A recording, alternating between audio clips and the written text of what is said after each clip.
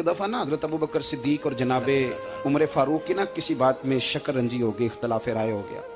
तो जनाबे उमर ज़रा डाढ़ी तबीयत के बंदे थे, डांट दिया अबू बकर सिद्दीक को।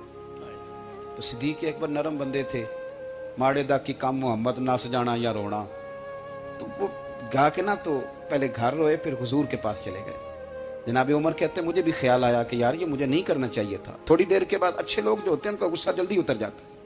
कहते मैंने जाके जनाबे सिद्दीक अकबर के दरवाजे पे दस्तक दी तो पता चला वो तो घर ही नहीं। मैं समझ गया, मैं डर गया, मेरी टांगे कांपने लगी। क्यों डर रहे हो उमर? फरमाने लगे इसलिए डर रहा हूं कि अबू बकर जब अपने घर नहीं होते तो दरवाजा रसूल पे हो।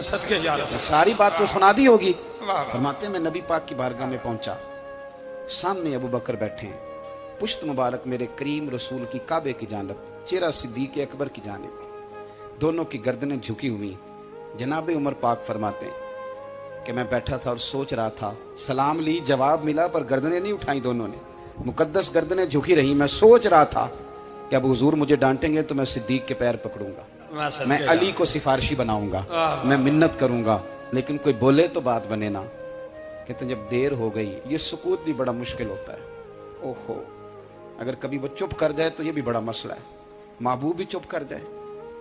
कहते मैं बड़ा परेशान हुआ, जब मेरा कलेजा मुंह को आया ना तो जनाबे उमर कहते मैं बोलने लगा तो आंसू मेरे पहले निकल गए। अल्लाह अकबर। मैंने रो के कहा सोनिया भूल गया था, मैं गया था अबू बकर के घर माफी मांगने, पर ये यहाँ आ गए। ये मेरे दोस्तों इसे मेरी तकरीर ना समझना, मेरे रसूल पाक के ये असल लफ्ज़ आपको किताब में मिलेंगे। आप तब खातिब ने साथ उठा के देखें।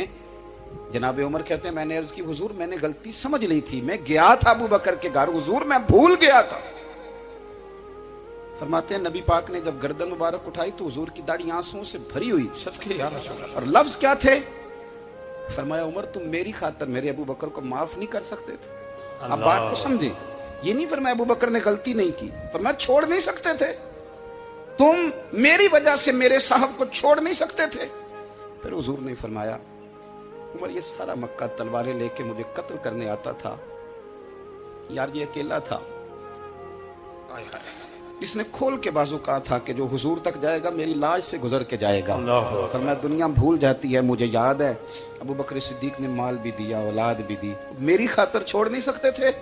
जनाब उमर कहते हैं मैं उसके बाद समझ गया कि मेरे मुस्तफ़ा की रजा इसी में है कि अबू बकर को राजी रखा जाए।